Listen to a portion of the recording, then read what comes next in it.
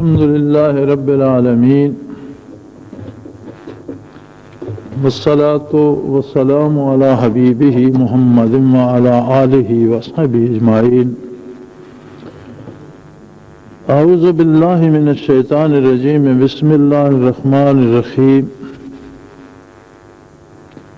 إنك لا تهدي من أحببت ولكن الله يهدي من يشاء وهو أعلم بالمهتدين. اللهم سبحانك لا علم لنا إلا ما علمتنا إنك أنت العليم الحكيم. مولاي صل وسلم دائما أبدا على حبيبك من زانت به الأسر. 20ویں پارے میں سورہ قصص کی یہ آیہ کریمہ جس میں رب جلیل نے اپنے آخری رسول امام الانبیاء آقائے نامدار حضرت محمد الرسول اللہ صلی اللہ علیہ وآلہ آلہ وسلم کو خطاب کرتے ہوئے فرمایا انک لا تہدی من احببت، کہ یہ ممکن نہیں ہے کہ آپ جسے بھی چاہیں اسے ہدایت نصیب ہو جائے. ولیکن اللہ یہدی من یشاء، یہ تو اللہ کا اختیار ہے، وہ جسے چاہے ہدایت دے دے. وہو اعلم بالمہتدین، اور کون ہدایت پانے کی اہلیت رکھتا ہے، کون ہدایت کے لائق ہے، کسے ہدایت ملنی چاہیے، یہ بات وہ خوب جانتا ہے.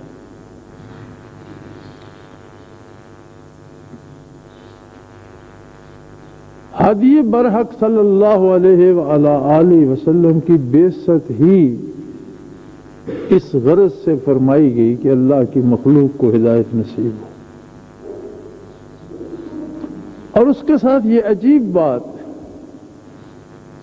کہ یہ بھلا کیسے ممکن ہے کہ آپ جسے چاہیں ہدایت مل جائے.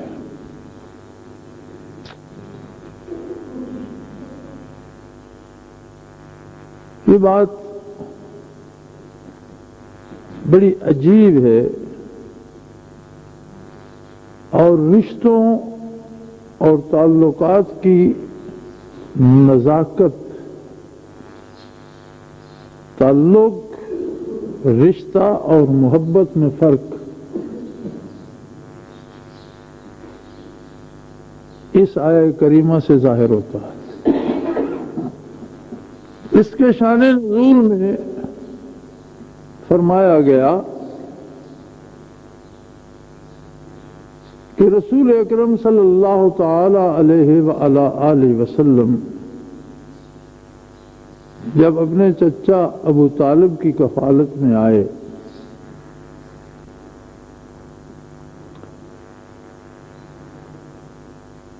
آپ کے جد امجد نے آپ کو پالا پوسا، آپ کی ذمہ داری نبھائی. ان کے وصال کے بعد حضور علیہ الصلوۃ والسلام جب اپنے چچا ابو طالب کی کفالت میں آئے تو ایک بات جو عام ہے وہ یہ ہے کہ حضرت ابو طالب نے کفالت کی، لیکن کفیل تو ابو طالب ہی تھے، یہ درست ہے، وہ بزرگ تھے.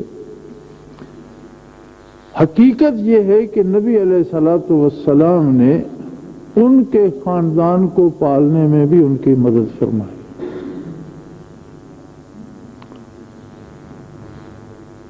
سیرت طیبہ کی ایک کتاب جس کا نام ہی محمد الرسول اللہ ہے، ایک مصری عالم نے لکھی. اس میں وضاحت سے یہ حالات درج فرمائے گئے ہیں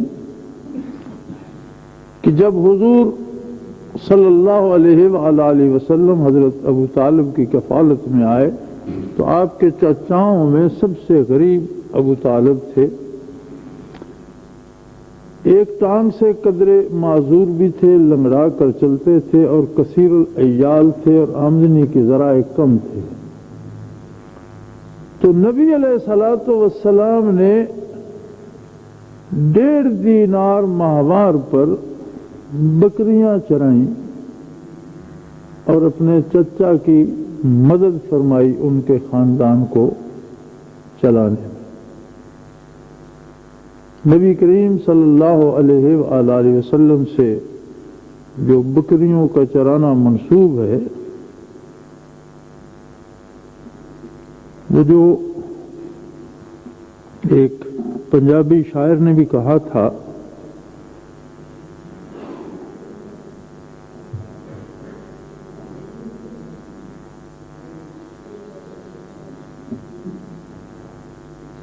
اس کا ایک مصرع ہے، قدم قدم تے میں سجدے دیواں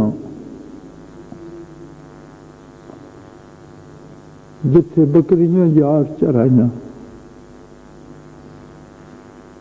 تو یہ روایت اس سیرت کی کتاب میں موجود ہے کہ نبی کریم صلی اللہ علیہ وسلم نے اجرت پر،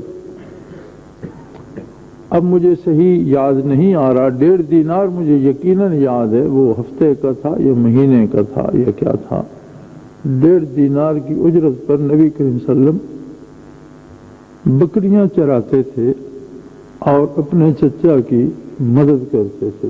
حضور علیہ الصلوۃ والسلام کی کفالت ابو طالب پر بوجھ نہیں تھی، بلکہ خاندان کو چلانے میں مدد تھی۔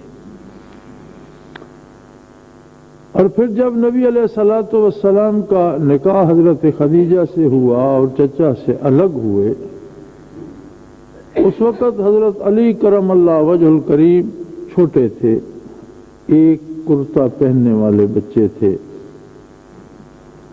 تو آپ نے حضرت علی رضی اللہ تعالی عنہ کو اس لیے اپنی کفالت میں لے لیا کہ جس قدر چچا کا بوجھ میں بانٹ سکوں وہ ضرور بانٹوں۔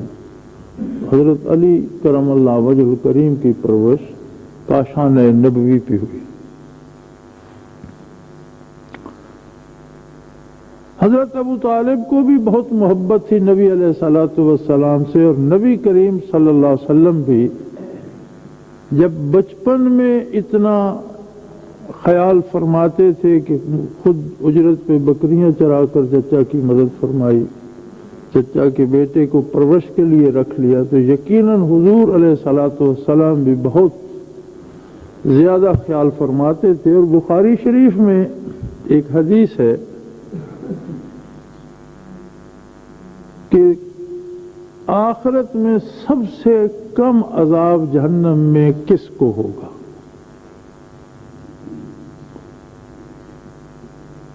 تو اس میں فرمایا گیا کہ سب سے کم عذاب ابو طالب کو ہوگا۔ جہنم کی آگ اس کے باقی جسم کو نہیں چھوئے گی، جس طرح جوتا پہنا جاتا ہے اس طرح آگ کا جوتا پہنا ہوا ہوگا، لیکن اس کی تپش سے دماغ کھول رہا ہوگا۔ یہ الفاظ بخاری شریف میں ہیں۔ نبی علیہ الصلوۃ والسلام اس موضوع پر بحث کو پسند نہیں فرماتے تھے۔ میں اسے موضوع بحث نہیں بنا رہا، اس آیہ کریمہ کی وضاحت کے لیے یہ چند جملے جو مجبوراً کہنا پڑتے میں کہہ رہا ہوں۔ اس بحث کو بارگاہ نبوی میں پسند نہیں فرمایا جاتا۔ ابو لہب کے حق میں قرآن حکیم میں اللہ جل شانہ نے اس کی بربادی کی خبر دی، اس کے بدبختی کی خبر دی، اس کے اخروی عذاب کی خبر دی۔ تو مدینہ منورہ میں ایک امام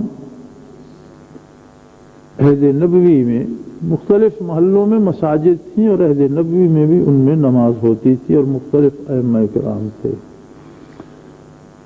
تو حضور سے محبت کے تقاضے میں ابو لہب کی مذمت کی وہ صورت ایک امام ہمیشہ نماز میں پڑھتا ہے۔ جب نبی علیہ السلام کو خبر ہوئی تو آپ نے منع فرما دیا، فرمایا تجھے 30 پارے قرآن میں سے صرف یہی ذکر ملتا ہے جسے سن کر مجھے بھی دکھ ہوتا ہے، تو اسے بار بار کیوں دہراتا ہے؟ تو یہ موضوع اس اعتبار سے نازک ہے، لیکن چونکہ اس آیہ کریمہ کا شان نزول ہے اور پھر تعلق رکھتا ہے بندے کے ایمان سے۔ جب ابو طالب کو اتنی محبت تھی اور نبی علیہ الصلوۃ والسلام کی شفقت کا یہ عالم تھا کہ جب ابو طالب دنیا سے رخصت ہو رہے تھے تو آپ نے فرمایا کہ ایک بار میرے کان میں آپ کلمہ پڑھ دیجئے، کوئی تیسرا بندہ نہ سنے، میں تو گواہ ہو جاؤں آپ کے کلمے کا، میں تو یہ عرض کر سکوں بار الہ کہ میرا چچا جو ہے مسلمان ہے۔ تو انہوں نے یہ کہہ کر انکار کر دیا تھا کہ میرے مرنے کے بعد قریش کی عورتیں کہیں گی کہ جب موت کی گرفت میں آیا تو کمزور پڑ گیا۔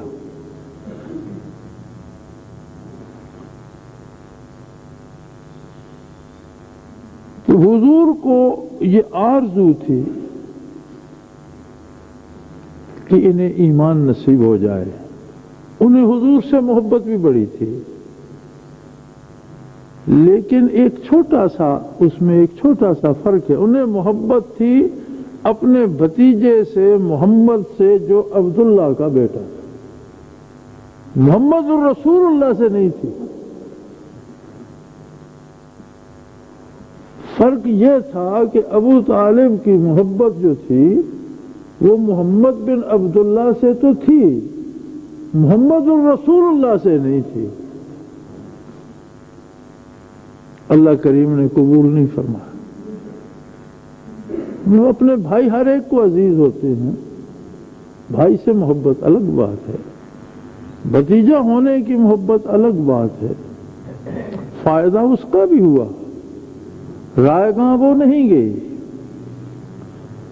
حضرت عباس رضی اللہ عنہ فرماتے ہیں میں نے ابو لہب کو خواب میں دیکھا اور میں نے پوچھ لیا کہ بھئی تم نے تو بڑی ضد پیٹی اور بڑے ڈٹ کر رہے اور بڑی مخالفت کی نبی علیہ الصلوۃ والسلام کی، اب تم آخرت میں ہو اس کے مرنے کے بعد۔ تو میں نے پوچھا اب بتاؤ تمہیں کیا سمجھ آئی؟ اس نے کہا جی مارے گئے، اور جو کچھ بیت رہا ہے وہ بتایا نہیں جا سکتا، اور نہ دنیا میں کوئی سمجھ سکے گا کہ ہم پر کیا بیت رہی۔ تو فرماتے میں نے پوچھا تمہیں وہاں کوئی فائدہ بھی ہوا؟ ہاں، انہوں نے کہا ایک فائدہ ہوا کہ جس دن مجھے میرے بھتیجے کی پیدا ہونے کی خبر ایک کنیز نے دی، اس نے مجھے آ کر مبارک دی کہ مبارک ہو تمہارے بھائی کے ہاں بیٹا ہوا ہے۔ تو چونکہ بھائی کا وصال ہو چکا تھا، نبی علیہ السلام کے والد گرامی گزر چکے تھے، تو مجھے بڑی خوشی ہوئی، اور میں نے اسے اس طرح سے ہاتھ جھٹک کر کہا کہ جاؤ تم آزاد ہو، اس کے صلے میں تمہیں آزاد کرتا ہوں۔ وہ دن مہینے کا جب وہ دن آتا ہے یا ہفتے کا وہ دن آتا ہے، مجھے یہ یاد نہیں، غالباً ہفتے کی بات تھی، کہ وہ دن جب آتا ہے ہفتے کا، تو جس طرح میں نے ہاتھ جھٹکا تھا اسی طرح میں محسوس کرتا ہوں کہ مجھ پر ٹھنڈے پانی کا چھینٹا پڑا ہے۔ اس کے علاوہ اوڑھنا بچھونا جینا مرنا آگ ہے اور میں ہوں۔ تو رائے گاہ تو وہ جانتا نہیں تھا کہ حضور محمد الرسول نے، جب جانا تو محمد الرسول اللہ کی مخالفت کی۔ وہ پیار تو اپنے بھتیجے اور بھائی کا تھا، وہی پیار حضرت ابو طالب کا تھا، بھائی کا اور بھتیجے کا۔ تو اللہ کریم نے فرمایا کہ محض آپ کے چاہنے سے ہدایت نہیں ہوگی جب تک اگلے کے دل میں محمد الرسول اللہ کی طلب نہ آئے، میں اسے ہدایت نہیں دوں گا۔ اپنی اغراض کی محبت ایک الگ بات ہے، اپنے رشتوں کی محبت ایک الگ بات ہے، اپنی ضرورتوں سے محبت ایک الگ بات ہے، لیکن میرے نبی سے محبت ایک الگ بات ہے۔ اب اس نزاکت کو اگر دیکھا جائے اور ہم اپنا اپنا تجزیہ کریں تو میرے خیال میں بڑے کم خوش نصیب ہوں گے جنہیں محمد الرسول اللہ سے محبت ہو۔ ہم نے تو شعراء کو دیکھا، نعت خوانوں کو دیکھا، سیرت نگاروں کو دیکھا، اپنی ضرورتوں سے ہر کوئی محبت کرتا ہے، مجھے یہ مل جائے، مجھے وہ نصیب ہو جائے، میری بیماری ٹھیک ہو جائے، مجھے دولت مل جائے۔ کوئی بہت پارسا ہو تو اسے اپنی آخرت کی فکر لاحق ہوتی ہے، لیکن بے غرض محبت کی اس بارگاہ میں میری بھی رسائی ہو جائے، کیا ہوگا آگے وہ جانے، ان کا رب جانے، اگلی بات سے مجھے غرض نہیں، میری غرض یہاں تک ہے کہ وہاں میری رسائی ہو جائے۔ کوئی میرا نام بھی کسی آخری صفحے پر صحیح، کہیں کسی اس محفل کے جانشینوں کی جوتیوں میں صحیح جگہ مجھے مل جائے، اور میں کیا ہوں، میرے پاس کیا ہے، میری جان، میری مال، میری آبرو، میرے وسائل، میرا علم، میرا مطالعہ، میری باتیں، میری کوشش، میری محنت، ان میں سے کوئی چیز اس بارگاہ میں بھی قبول، کچھ میں پیش کر سکوں، ایسے لوگ بہت کم ملیں گے۔ مجھے وہاں سے کیا ملتا ہے، ایسا ایک جہان ملے گا، مجھے وہاں سے یہ بھی مل جائے، وہ بھی مل جائے، یہ تو ایک عالم ملے گا۔ 200 ارب مسلمان ہیں، 200 کروڑ، 2 ارب، 200 کروڑ بڑی تعداد ہے مسلمانوں کی، 200 کروڑ کلمہ پڑھتے، اور اللہ سب کا کلمہ قبول فرمائے، اور اللہ سب کو جنت نصیب کرے، اللہ سب کا ایمان قبول کرے۔ لیکن اگر ہم اپنے ایمان کا تجزیہ کریں خلوص سے، دل سے، تو یہ خطرہ پیدا ہو جاتا ہے کہ ہماری محبت ہماری ضرورتوں سے ہے، ہمیں اپنی اغراض سے محبت ہے، ہم اس میں اسیر ہیں، ہم اس میں پھنسے ہوئے ہیں۔ کہیں جب کچھ دینے کی باری آتی ہے تو پھر ہم فرار کی راہیں تلاش کرتے ہیں، حق بات کہنے سے گریز کرتے ہیں، حق کے لیے جان دینا تو بڑے دور کی بات ہے، ہم حق بات کہنے سے گریز کرتے ہیں، فلاں ناراض ہو جائے گا، فلاں خفا ہو جائے گا، فلاں روٹھ جائے گا، حکومت ناراض ہو جائے گی، پکڑے نہ جائیں، مارے نہ جائیں۔ تو بھائی جو تقاضائے ایمان رکھا ہے رب کریم نے وہ بڑا سادہ سا ہے، فرمایا میں جانتا ہوں کسے ایمان دینا ہے، اور وہ انہی کو ایمان نصیب کرتا ہے جنہیں محبت ہوتی ہے محمد الرسول۔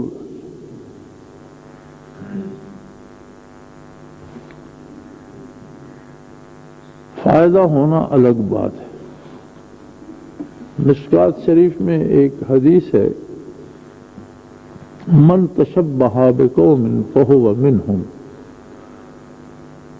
جو کسی مخصوص قوم کی مشابہت اختیار کرے گا، ان جیسا لباس، ان جیسا اٹھنا بیٹھنا، ان جیسے عادات و اطوار، جس طرح آج ہمارے پاس اکثر آتی ہیں تصاویر، اخبار میں ہوتی ہیں، ٹیلی ویژن پہ آتی ہیں، جی ہندوستان سے وفد آ گیا، امریکہ سے آ گیا، یورپ سے آ گیا، تو ہندو مسلم بیٹھے ہوتے ہیں، یا یورپین یا امریکن اور ہمارے لیڈران کرام بیٹھے ہوتے ہیں، تو کوئی فرق کرنا ممکن نہیں ہوتا۔ اگر آپ بندے کو جانتے نہ ہوں، یا دائیں سے بائیں نیچے اشارہ نہ دیا گیا ہو، تو تمیز کرنا ممکن نہیں رہتا کہ مسلمان کون ہے، ہندو کون سا ہے، یا مسلمان کون ہے اور عیسائی کون ہے، یہودی کون ہے۔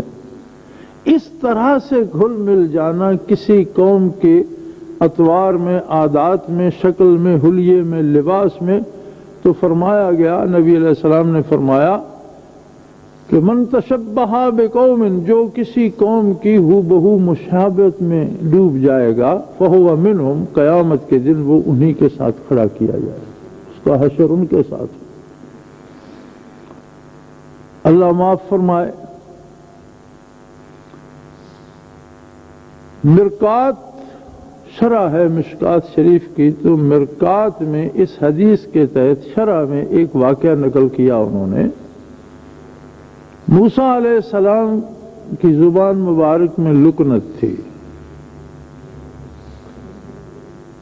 آپ تھوڑی سی زبان روک کر بولتے تھے. جب فرعون نے پکڑا تھا دریا سے بچے کو اور اس نے قتل کرنا چاہا اور اس کی بیوی نے کہا کہ اسے قتل نہ کیا جائے، ہم اسے پال لیں گے، تو اس نے کہا کیا خبر یہی بچہ وہ ہو جس کی پیش گوئی میرے نجومی کرتے رہے، میری تباہی کا باعث بنے. اس نے کہا اس بچے کو کیا تمیز ہے، اب تو اسے پتہ ہی نہیں. تو اس نے آزمائش کے لیے سامنے انگارے رکھوا دیے اور اللہ کی قدرت سے موسیٰ علیہ السلام نے انگارہ اٹھا کر منہ میں رکھ لیا اور زبان اس سے جل بھی گئی، زبان مبارک. تو اس کی بیوی نے کہا دیکھ لو جسے یہ تمیز نہیں ہے آگ سے منہ جلا لیا اس نے، وہ تیری دوستی دشمنی کو کیا جانتا ہے، تو اس کے قتل کے در پہ کیوں ہے. لیکن وہ اثر آپ پر ساری عمر رہا اور زبان مبارک میں لکنت تھی. تو جب آپ نے اس کے دربار میں اعلان نبوت کیا اور اس سے اللہ کی طرف دعوت دی یا ظلم سے روکنا چاہا، تو وہ جو بحث جب چل رہی تھی تو سرکاری مسخرہ جو فرعون کا تھا اور جو اس کے دربار میں اس کی ہنسی خوشی کا انتظام کرتا تھا، اس نے موسیٰ علیہ السلام جیسا حلیہ، داڑھی رکھ لی، بال ویسے بنا لیے، لباس ویسا بنا لیا، جوتی ویسی بنا لی. موسیٰ علیہ السلام کا لباس ایک کمبل کا ہوتا تھا، جوتا کچے چمڑے کی چپلی سی بنی ہوتی تھی اور 2 شاخہ وہ لاٹھی ہاتھ میں ہوتی تھی، 2 شاخہ لاٹھی پکڑ لی اور پھر اس طرح تتلا کر باتیں کرتا موسیٰ علیہ السلام کی طرح اور فرعون اور اس کے اہل دربار کی ہنسی کا سامان کرتا. جب فرعون غرق ہوا تو موسیٰ علیہ السلام نے دوسرے کنارے سے دیکھا تو فرعون بمہ لشکر کے غرق ہو گیا، لیکن وہ بھانڈ لہروں میں اچھلتا کودتا واپس کنارے پر پہنچا. تو آپ کو چونکہ اس سے زیادہ ایذا ہوتی تھی تو آپ نے دعا کی بار الہ یہ تو میرے لیے زیادہ مجھے تنگ کرتا تھا اور میرا مذاق اڑاتا تھا، اسے آپ نے کیسے محفوظ رکھ لیا. تو فرمایا یہ بات درست ہے، اس کا یہ عذاب پائے گا، لیکن نقلی موسیٰ صحیح فرعون کے ساتھ غرق کرنے سے مجھے حیا ہے. آپ کی نقل تو ہے، اب میں جہاں فرعون کو غرق کروں وہیں موسیٰ کی نقل کو فرعون کے ساتھ غرق نہیں کروں گا، اسے الگ سے ماروں گا، اسے اپنا عذاب ہوگا. لیکن حلیہ جو اس نے بنا رکھا ہے اس کا اتنا لحاظ تو ہے.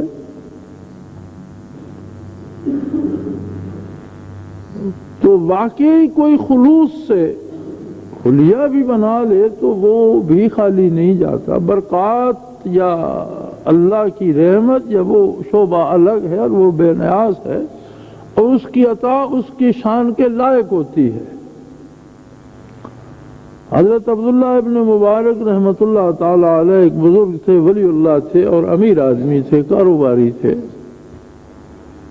تو ایک خاتون آپ کے پاس ایک پیالہ لے کر گئی کہ میرا بیٹا بیمار ہے، حکماں نے شہد کے ساتھ دوائی دینے کو کہا ہے اور مجھ میں شہد خریدنے کی سکت نہیں ہے، آپ کے توشہ خانے میں شہد ہوگا، مجھے ایک پیالہ عطا کرنے کا حکم دے دیجئے.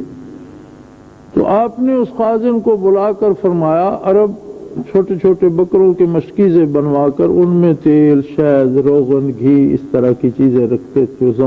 وہ زمانہ برتنوں کا تو تھا، کم تھا. تو آپ نے فرمایا ایک مشکیزہ شہد کا اسے عطا کر دو. تو مشکیزے میں تو کوئی 35-40 سیر شہد آ جاتا ہے، ایک بوتل میں 1 سیر آ جاتا ہے. تو وہ مشکیزہ لے کر دعائیں دیتی چلی گئی. بعد میں کسی نے پوچھا کہ اسے تو ایک پیالہ چاہیے تھا بچے کی دوائی کے لیے، جو پیالہ مانگ رہی تھی وہ بھی دوا کے حجم سے زیادہ تھا، 10 دن دوا دینی ہوگی، 10 چمچ چاہیے ہوں گے. تو آپ نے مشکیزہ عطا کر دیا. فرمایا اس بیچاری نے تو مانگا اپنی حیثیت سے تھا، مجھے اللہ سے حیا آئی کہ اس نے مجھے کتنا دے رکھا ہے اور مجھے اپنی حیثیت کے مطابق دینا چاہیے. اس نے اپنی حیثیت کے مطابق مانگا، میں نے جو اللہ نے میری حیثیت بنائی ہے اس کے مطابق عطا کر دیا کہ اللہ فرمائے گا میں نے بھی تو تجھے کتنا دے رکھا ہے، میرے ایک بندے کو ضرورت تھی اور اس کے لیے تو اتنا بخیل ہو گیا. اگر اللہ کے بندوں کا یہ عالم ہے تو اللہ کی عطا کا کیا عالم ہوگا. وہ جب عطا کرتا ہے تو اس کے اندازے لگانا انسان کے بس کی بات نہیں کہ وہ کس بات پہ کتنا دے دیتا ہے. وہ جب عطا کرتا ہے تو اپنی شان کے مطابق، یہ الگ بات ہے. اور یہ شعبہ ایک الگ ہے، یہ تعلق کی بات ہے، محبت کی بات ہے، رشتے کی بات ہے. اور فرمایا یہ رشتہ مجھے چاہیے میرے نبی کے ساتھ، جو آپ کی اس حیثیت کو جو بحیثیت رسول ہے، اور بحیثیت رسول آپ ہادی برحق ہیں، ہدی للعالمین ہیں.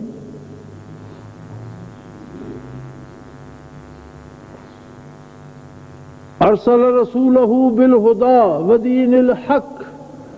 خدا سے مراد ہے ہر کام کے کرنے کا صحیح ترین طریقہ. اگر ہم اپنے زندگی کے نصاب میں آپ کے دیے ہوئے نصاب کو داخل نہیں کرتے، ہم آپ کی دی ہوئی معیشت کو نہیں اپناتے، آپ کے دیے ہوئے نظام عدل کو نہیں اپناتے. کیوں نہیں اپناتے؟ اس لیے کہ یہ صحیح نہیں ہے. کبھی دنیا میں ایسا تو ممکن نہیں ہے کہ کوئی شخص یہ کہے کہ جی طریقہ تو وہ صحیح ہے لیکن میں غلط طریقے پر عمل کروں گا. ایسا تو کوئی نہیں کہتا. جسے چھوڑا جاتا ہے اسے غلط سمجھا جاتا ہے. اور ہمارے ہاں تو کہا جاتا ہے کہ جی اس پر عمل ممکن ہے. اب سپریم کورٹ نے فیصلہ دے دیا، حالانکہ اس کی ضرورت نہیں تھی. جس کا فیصلہ قرآن نے دے دیا، سپریم کورٹ کی حیثیت کیا ہے اس کے مقابلے؟ یہ ہمارے جج جن میں آدھے ہندو ہیں اور آدھے بے دین ہیں، اور کوئی ان میں سے ایسا ہوگا جسے کلمہ بھی آتا ہو، ان کی اس مقابلے میں حیثیت کیا ہے کہ وہ اللہ کے دیے ہوئے احکام پر وہ صاد کریں. لیکن اگر ان کے سامنے رکھا گیا اور انہوں نے بھی کہہ دیا، تو ہماری حکومت نے پتہ ہے کیا کہا؟ انہوں نے کہا سپریم کورٹ نے کہہ تو دیا، اس پر عمل ممکن نہیں ہے، یہ قابل عمل نہیں ہے. اب جب بحیثیت رسول اور ہادی کے جو ہدایت آپ نے دی ہے اسے ہم ناقابل عمل سمجھے تو کیا اللہ ہمیں ایمان کی لذت سے آشنا فرمائے گا؟ مردم شماری میں مسلمان ہونا ایک الگ بات ہے. قومی مسلمان ہم بے شک ہیں. دنیا میں مختلف اقوام ہیں، ایک قوم ان میں مسلمان بھی ہے. اس مردم شماری میں، قوم میں، خاندانوں میں تو ہمارا وہ شمار ہے، لیکن کیا اللہ کے نزدیک ہمیں اس ایمان کی حلاوت کا کوئی قطرہ نصیب ہوگا؟ یہی وجہ ہے کہ ہم نمازیں پڑھتے ہیں، جھوٹ بولتے ہیں. ہم حج کر کے آتے ہیں، کم تولتے ہیں، دھوکہ دیتے ہیں، بے ایمانی کرتے ہیں. ہم عبادتیں کرتے ہیں اور لوگوں کی آبرو لوٹتے ہیں، لوگوں کا مال لوٹتے ہیں، لوگوں کے حقوق لوٹتے ہیں، اور کوئی بندہ کسی دوسرے سے محفوظ نہیں ہے. شہر بھیڑیوں کے شہر بن گئے ہیں. ہم دیہاتی لوگ ہیں، ہماری بچیاں بھی ہمارے ساتھ مزدوری کرتی ہیں، جنگل سے گھاس کاٹ کے لاتی ہیں، فصلیں کاٹتی ہیں، لکڑیاں چن کے لاتی ہیں. جنگل میں لوگ لڑکیوں کو بھیج دیتے ہیں لکڑیاں کاٹنے کے لیے، گھاس کاٹنے کے لیے. بازار میں گاؤں کی دکان پر سودا خریدنے کے لیے نہیں بھیجتے. ڈرنا تو جنگل سے چاہیے تھا، درندوں سے ڈرنا چاہیے تھا. جنگلی جانوروں کا خطرہ لوگوں کو کم ہے، اور پڑوسی کی دکان پر بھیجنے سے ڈرتے ہیں، شہر میں بھیجنے سے ڈر لگتا ہے. گویا جو درندے شہروں میں ہیں وہ ہم بھی سمجھتے ہیں کہ زیادہ خطرناک ہیں. کلمے بھی پڑھتے ہیں، نمازیں بھی پڑھتے ہیں، حجیں بھی کر رہے ہیں، پھر درندگی میں وہاں ہے. کیوں؟ اس لیے کہ ہم نے محمد الرسول اللہ سے محبت کرنا نہیں سیکھا. ہماری محبت ہے ہماری گردوں کی محبت ہے. اور یہی عالم کسی ولی سے فیض حاصل کرنے کا ہے. اگر ہم اپنی ذاتی ضرورتوں کو سامنے رکھ کر اس کے قریب جائیں گے، جس طرح لوگ جاتے ہیں، یہ سارے عرس میلے اس بات پر ہیں کہ لوگ سمجھتے ہیں کہ اس سے میرے بیٹے کو ملازمت ملے گی، مجھے صحت مل جائے گی، میرے مشکلیں آسان ہو جائیں گی۔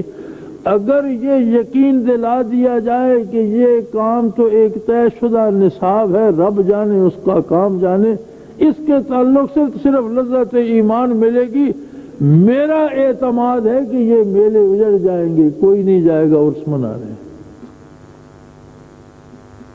ایمان کی طلب میں لوگ نہیں جاتے، لوگ اس غلط فہمی میں جاتے ہیں کہ شاید اس طرح سے میری دنیاوی ضرورتیں پوری ہوں۔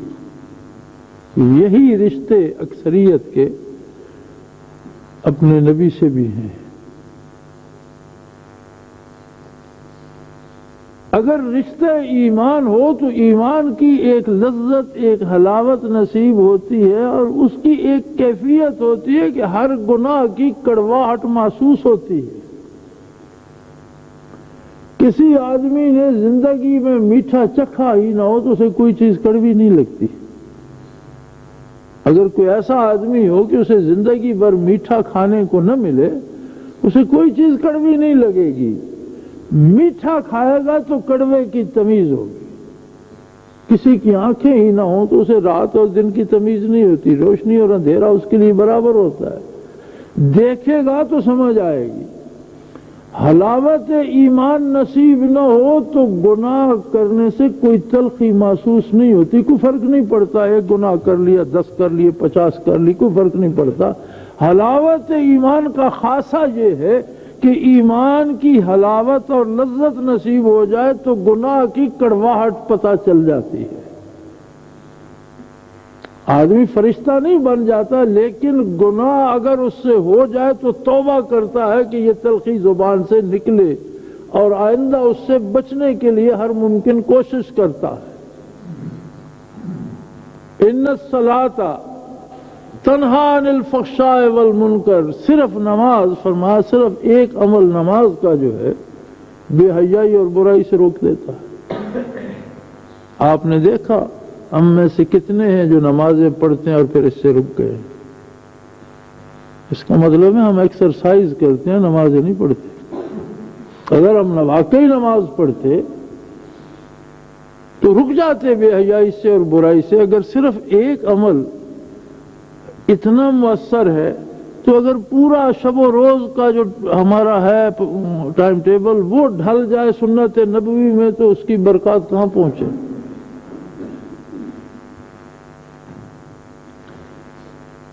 میرے خیال میں ہمارے پاس فرصت ہے، الحمدللہ۔ موت کے آنے تک توبہ کا وقت ہے، اللہ نے شعور بخشا ہے۔ ہمیں اپنا اپنا تجزیہ کرنا چاہیے۔ ہمیں ایک اور نقص یہ ہے کہ ہم دوسرے پر فتوی، میں آپ کے بارے رائے دیتا رہوں گا، آپ میرے بارے رائے دیتے رہیں گے، وہ چور ہے، وہ بدماش ہے، وہ بے ایمان ہے۔ بھی ہم نے تو کسی کا حساب نہیں لینا، وہ تو اللہ کریم نے لینا ہے۔ بڑی بڑی بہت بڑی بات ہے کہ ہم اپنا تجزیہ کر لیں۔ ہمیں تو دنیا کے سارے لوگوں کی فکر ہوتی ہے، اگر اس ساری محنت کو ہم اپنی ذات پہ مرتکز کر لیں اور اپنے دل میں محمد الرسول اللہ صلی اللہ علیہ وسلم کی محبت لے آئیں تو دو عالم کی کامیابی اس میں۔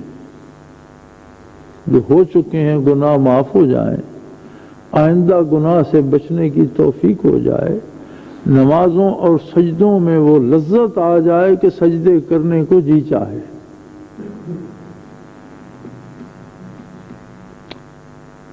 نیکی کرنے کو تب جی چاہتا ہے جب اس کی مٹھاس اندر محسوس ہوتی ہو، برائی سے بچنے کو تب دل کرتا ہے جب اس کی تلخی کا احساس ہو۔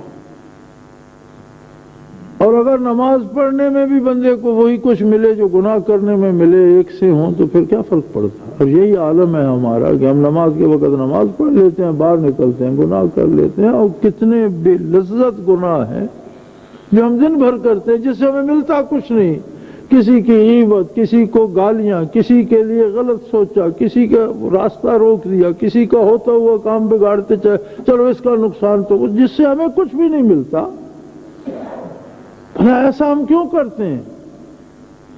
اس لیے کہ ایمان میں جو وہ لذت ہے وہ ہمیں مل نہیں رہی، اور اگر مل جائے تو پھر ہر وہ چیز جو اسے خراب کرتی ہے، کسی کے پاس ایک پیالہ بھی دودھ ہو، وہ اسے ہر اس چیز سے بچانے کی کوشش کرتا ہے جس سے اس کے خراب ہونے کا اندیشہ ہو۔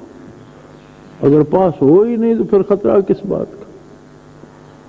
اور حلاوت ایمان ہے محمد الرسول اللہ کی محبت میں، اپنی غرضوں کی محبت میں نہیں۔ اللہ سے دعا کرو کہ اللہ ہمیں اپنے حبیب کی خالص اور کھری محبت عطا کر دے، ایک شمع عطا کر دے، تھوڑی سے تھوڑی عطا کر دے، لیکن عطا کر دے۔